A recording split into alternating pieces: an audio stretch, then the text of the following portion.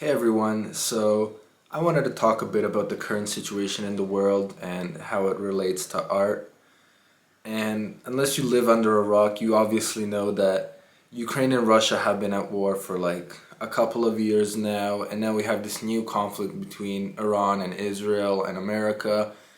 And at this rate, it's only going to climb at a global level. So I kind of wanted to talk about this topic, although it does have a lot to do with politics, which I'm not really interested in getting into, but it does relate a lot to my personal life. And when you hear so much bad news about what's going on to the world and the fact that literal nukes could be dropping theoretically within the next 24 hours, it kind of makes you go into this paralysis, whether subconsciously or not. It makes it really hard to create something that will outlive you when you're literally being threatened existentially. When we look at how most art was made throughout history, it was usually made during times of prosperity and peace and when life was somewhat doing okay. But it's important to mention that that was when most art was made, not when the best art was made. And it really poses the question, is it even worth creating or trying to create art in today's day and age when literally the whole world could crumble within the next 7 weeks? And I think it really depends on who you ask, but for me, it's absolutely yes. And one of the best examples that I could give about why we should is when we look at how the Italian Renaissance started. It started with a bunch of Italian dudes being inspired by the ancient Greeks and what was left of them, because not much was left. They were completely dismantled and destroyed by the Ottomans, and nothing more than a few sculptures really and a few buildings and structures were left. But it was just a bunch of Italian dudes who had so much leisure time and were most likely wealthy and decided, hey, let's rebuild things of the past. And we really have to think about what would they have been inspired by had the ancient Greeks not created that. And the ancient Greeks could have just said, we kind of knew that our demise is close, because they knew at one point, like every empire knows it's going to collapse. And so the ancient Greeks had no promise of what they created was going to be left after them. Many of those sculptures have been absolutely destroyed. Like there are so many which we will absolutely never find that could have been absolute masterpieces. But still, a lot of sculptures did survive, although many of them are damaged and aren't the full sculptures. But regardless, it was enough to leave inspiration for the next generation, which was the Renaissance basically, because after the medieval age, nothing really happened during the medieval age. So really all they had left was ancient Rome and ancient Greeks. And so I think it has a lot to do with the mentality, because when we're threatened existentially, our lives are a danger, but we have a chance to create so much more and leave something so much bigger than ourselves. I mean, we have endless examples, such as the myth of Achilles. He knew he was going to die in Troy. Like he knew about the prophecy, but he still decided that it was worth dying for. And we can see that his myth, like 3,000 years, not 3,000, but like 2,100 years later, is still being talked about. And the same goes with Leonidas and the 300 Spartans, which aren't even a myth, that's just history. They knew they were going to fall because they heard of the betrayal, and so they could have just left, the hot gates, and the same thing would have happened. The Persians would have went through and absolutely decimated Sparta, but they left something much bigger than themselves.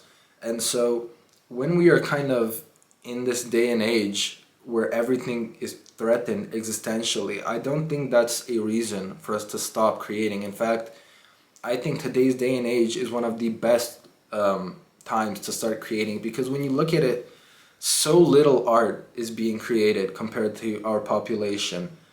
And there is so much AI slop and so much modern garbage art that, in a way, the bar has never been lower for success.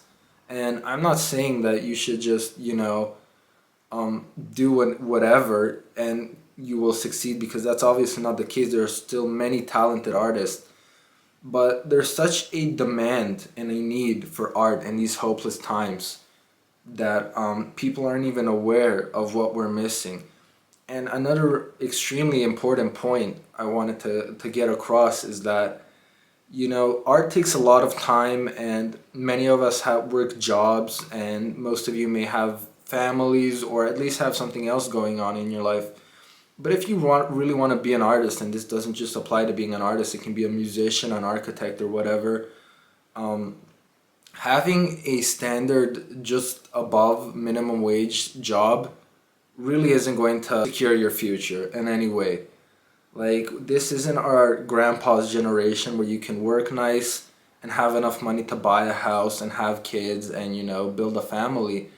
And so I think, why not try? Because you have nothing to lose. I mean, what's the alternative? Work a 9 to 5 for the rest of your life and barely afford rent? Like, you might as well go out and give it a spin of faith in trying what you really want to be in life. Because, like I said, your job won't get you, it's not even worth it. Like, first of all, it's almost impossible to get a job. I've been searching for a job for quite a long time, and there has been absolutely no success. So in my opinion, trying these minimum wage jobs are not, in fact, they're the worst thing you can do. And so obviously, if you have to have a job, and if you don't have the privilege to take some time off from it and work on what you really want, then that's completely okay. But what I'm saying is, if the world is going to explode in the next couple of months or years or decades or whatever, you might as well go out doing what you like. Like, you might as well go out with a bang, because can you imagine that you're going to die within the next 10 or 15 years, and somebody is there to write your story, and all you can write to is that you worked a crappy little 9 to 5 job and you didn't decide to pursue what you really loved. So that couldn't be me. But the world's going downhill. We can't really stop it, but we can create something that will outlive us and the next couple of generations. So in my opinion, this whole situation should only motivate us to create more. And yeah, let me know what you guys think. I think it's a no-brainer, really, but I know there are mixed opinions. But I'm not really a pessimist in the sense that I think even if the worst happens to this world, there will be a next generation, because there always is. At least, I hope so. And so inevitably there will be something to pass down, and I think it would be a blessing for me personally to be able to pass down something to my grandchildren, or something that will outlive me, whether it's writing, painting, sculpture, architecture, music, whatever. There has been no point in history where people stopped creating art because there was a war or something happening in the world. In fact, many of the world's greatest philosophers and artists have been creating some of the best art in their personal turmoil.